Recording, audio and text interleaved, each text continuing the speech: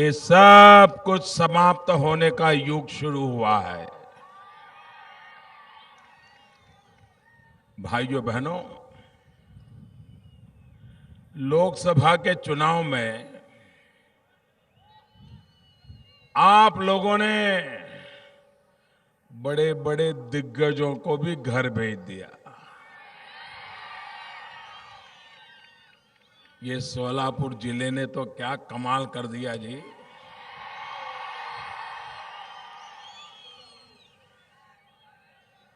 लेकिन कुछ लोग हैं कि फिर भी मानते नहीं, अपनी गलतियों का स्वीकार नहीं करते, अपने पापों का प्रायश्चित नहीं करते हैं। भाइयों बहनों, लोकतंत्र में राजनेताओं, राजनीतिक दलों, इन लोगों में इतनी हिम्मत चाहिए कि जनता के चरणों में बैठ करके अपनी गलतियों के लिए माफी मांगे, अपने पापों के प्रायश्चित के लिए कोई कदम उठाएं। लेकिन ये कांग्रेस पार्टी, ये एनसीपी, ये अपने आप को ऐसे खूंखार समझते हैं, ऐसे खैरखां समझते हैं कि वो जनता को अपनी जेब में मानते हैं। वो तो ये मान के ही चलते हैं, जनता जाएगी कहां, हमें ही तो बिठाएगी। भाइयों बहनों, ये अहंकार किसी का भी नहीं चलता है। ये जनता जनार्दन ईश्वर का रूप होता है, परमात्मा का रूप होता है।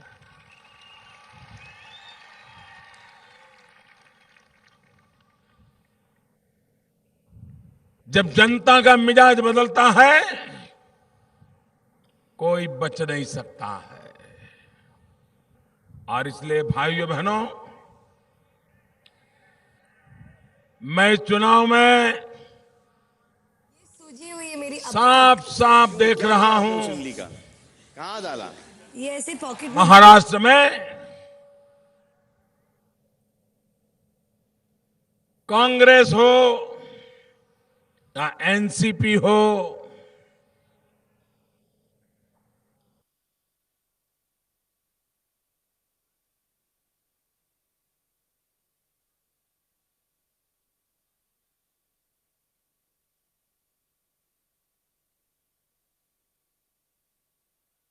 पंढरपुर में लोगों को संबोधित कर रहे थे। आज उनकी 5 रैलियां हैं और इन 5 रैलियों के बाद, आज के बाद कोई भी रैली महाराष्ट्र में नहीं है। 13 अक्टूबर से पहले 15 अक्टूबर को वोटिंग है और 13 से पहले कोई और रैली नहीं है। आज ये आखिरी दिन है उनके इस चुनाव प्रचार का। महाराष्ट्र में 5 रैलियां वो आज करेंगे। तो पंढरपुर में ये लोगों को संबोधित कर रहे थे। हम आपको ये लाइव तस्वीरें वहां से दिखा रहे थे। इतना ही नहीं, उनकी घड़ी का टाइम भी वही है। जिस दिन पैदा हुए उसी दिन 10:10 हुआ है। तब से ये 10-10 का मतलब क्या है मालूम है ना? ये 10-10 का मतलब है 10 साल में 10 गुना भ्रष्टाचार।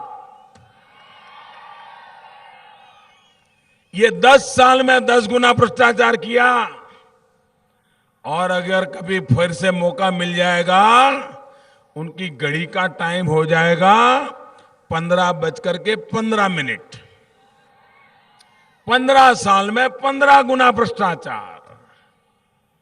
क्या भाइयों बहनों, ये महाराष्ट्र लूटने देना है?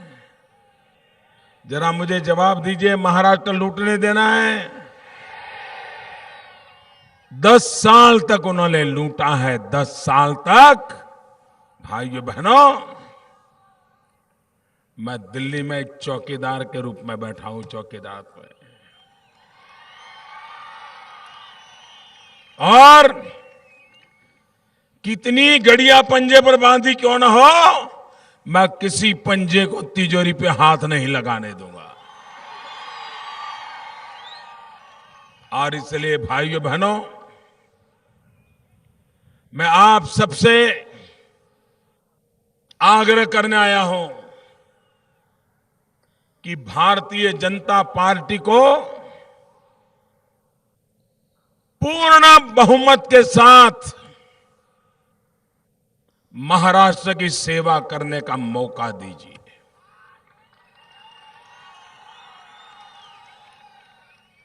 और मैं आपको विश्वास दिलाता हूं,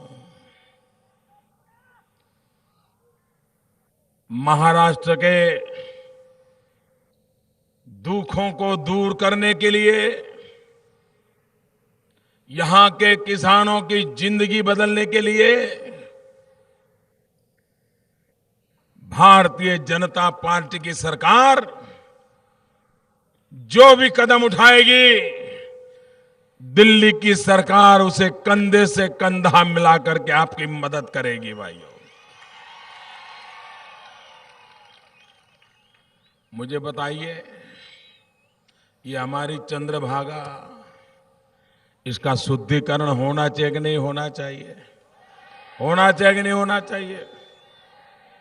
ये नदी भी पवित्र बन जाए, ये होना चाहिए कि नहीं होना चाहिए?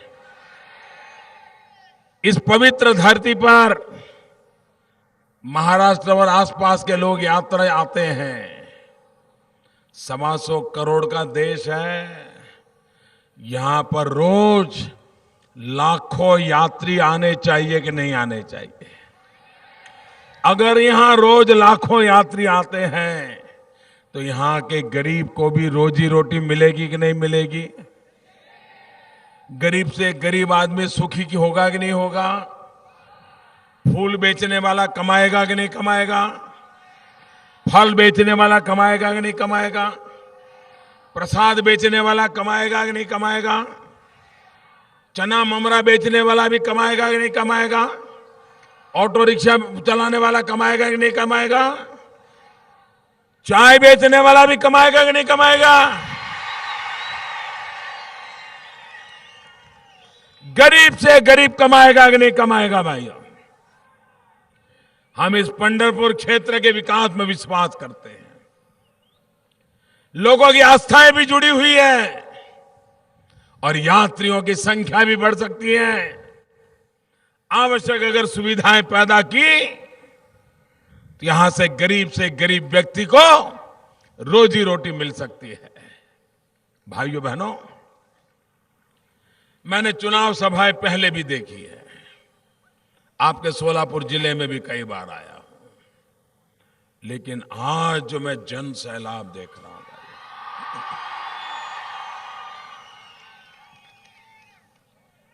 इतना बड़ा मैदान भी छोटा पड़ जाए। मैं देख रहा हूं कई लोग तो उस पार्किंग के उस पार खड़े हैं, उधर मैं देख रहा हूं वहां एकदम मां सामने आखिरी बिल्डिंग तक।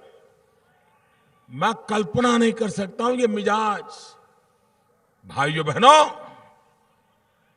इस पवित्र धरती पर आप हमें आशीर्वाद देने के लिए आए, इसलिए मैं आपका बहुत बहुत आभारी हूं।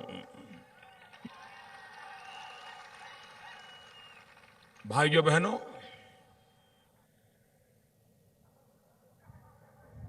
आजादी के इतने सालों के बाद क्या मेरे देश का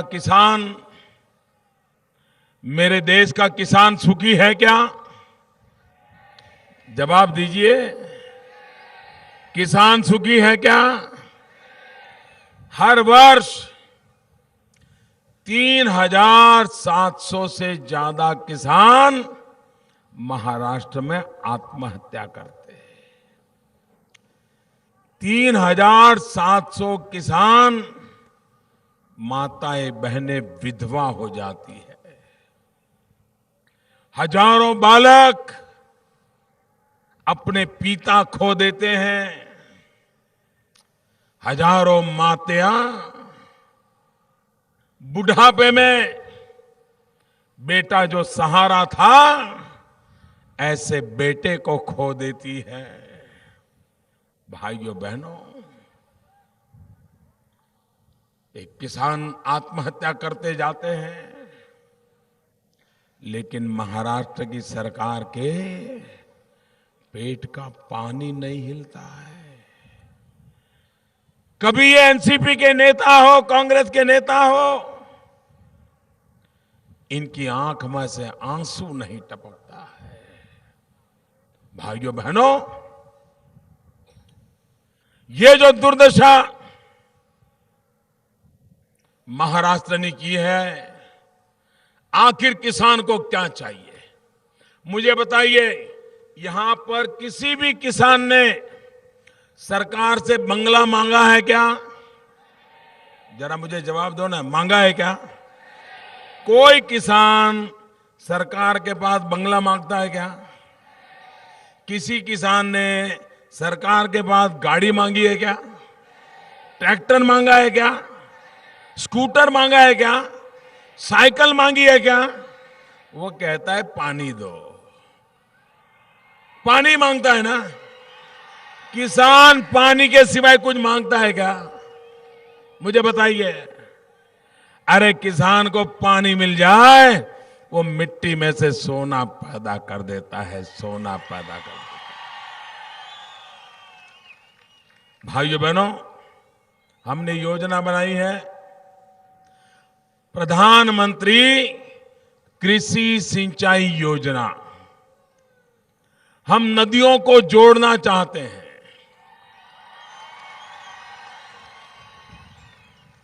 जिन नदियों में बाढ़ आती है, वहां के लोग बाढ़ के कारण परेशान हैं, और जो नदियां सूखी हो गई हैं, वहां के लोग सूखे के कारण परेशान हैं, और नदियों का पानी समंदर में जा रहा है। भाइयों बहनों, हमारा सपना है इन नदियों को सूखी नदियों के साथ जोड़ना, ये सूखी नदियों को जिंदा कर देना, ताकि मेरे किसान को पानी मिले और कुएं के पानी भी ऊपर आ जाए, मेरा किसान सुखी हो जाएगा। भाइयों, ये सपना देख करके हम काम कर रहे हैं। भाइयों बहनों, मुझे बताइए, कोई भी किसान हो, उसको अगर 3 बेटे हो, किसी किसान को अगर 3 बेटे हो, और किसान को पूछोगे कि बेटों के लिए क्या सोचा है, तो क्या जवाब देता है? वो कहता है, बड़ा बेटा जो है ना, उसको तो खेती में लगा दूंगा, लेकिन जो 2 छोटे हैं, उनको तो कहीं शहर में भेज दूंगा, वो कहीं नौकरी करके अपना गुजारा कर दे। 100 बीघा जमीन हो, ऐसा किसान भी 2 बेटों को कहीं नौकरी के लिए भेजना चाहता है। इन बेटों को नौकरी कहां से मिलेगी भाई? अगर कारखाने नहीं लगेंगे, उद्योग नहीं लगेंगे, तो इन बेटों को नौकरी कहां से मिलेगी? और इसलिए मेरे भाइयों बहनों, ये नौजवानों को रोजगार देने के लिए, उनको सम्मान वाली जिंदगी देने के लिए हम देश में कारखाने लगवाना चाहते हैं, उद्योग लगवाना चाहते हैं, इंफ्रास्ट्रक्चर के काम शुरू करवाना चाहते हैं। नए नए नगर बने, रोड बने, एयरपोर्ट बने, पोर्ट बने, पूंजी लगे, ताकि मेरे नौजवानों को रोजगार मिले। उस दिशा में हम काम कर रहे हैं। भाइयों बहनों, महाराष्ट्र ने 15 साल में महाराष्ट्र को तबाह कर दिया भाइयों, तबाह कर दिया है, बर्बाद कर दिया है। आपके जेब लूट लिए गए हैं, तिजोरी सफा चट कर दी है। भाइयों बहनों, महाराष्ट्र बचेगा तो आपकी आने वाली पीढ़ी बचेगी। अगर महाराष्ट्र बर्बाद हो गया तो आपके बच्चे जब बड़े होंगे तब महाराष्ट्र रहने लायक नहीं रहेगा भाइयों। इसलिए समय रहते मैं आग्रह करता हूं, पूरे महाराष्ट्र में से कांग्रेस पार्टी एनसीपी को साफ कर दो भाइयों। भारतीय जनता पार्टी की पूर्ण बहुमत वाली सरकार बनाइए, पूर्ण बहुमत वाली सरकार बनाइए। मैं आपको विश्वास दिलाता हूं, आपके सपनों को पूरा करने में हम कोई कसर नहीं छोड़ेंगे भाइयों, कोई कसर नहीं छोड़ेंगे। सभी उम्मीदवारों से मेरा आग्रह है कि यहां आ जाए। चुनाव में उम्मीदवार जो है यहां आ जाए, जो चुनाव लड़ रहे हैं वो यहां खड़े हो जाएं। भाइयों बहनों,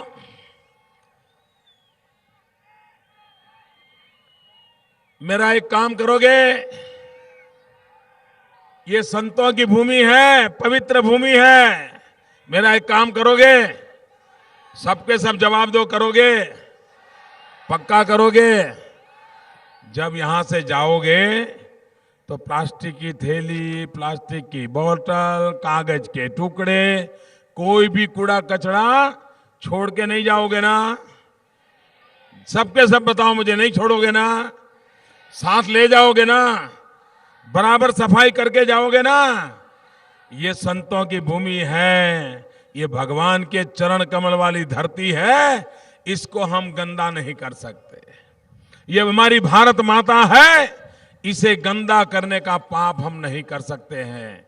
मैं कहता हूं वो करोगे ना? पूरी ताकत से बोलो, एक बार करोगे? दोनों मुट्ठी बंद करके मेरे साथ बोलिए, भारत माता की।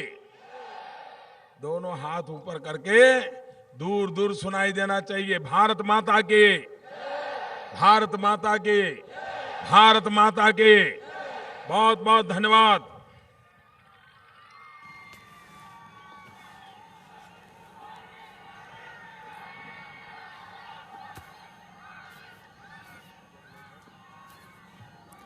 तो महाराष्ट्र के पंढरपुर से मोदी का संबोधन हम आपको लाइव सुनवा रहे थे।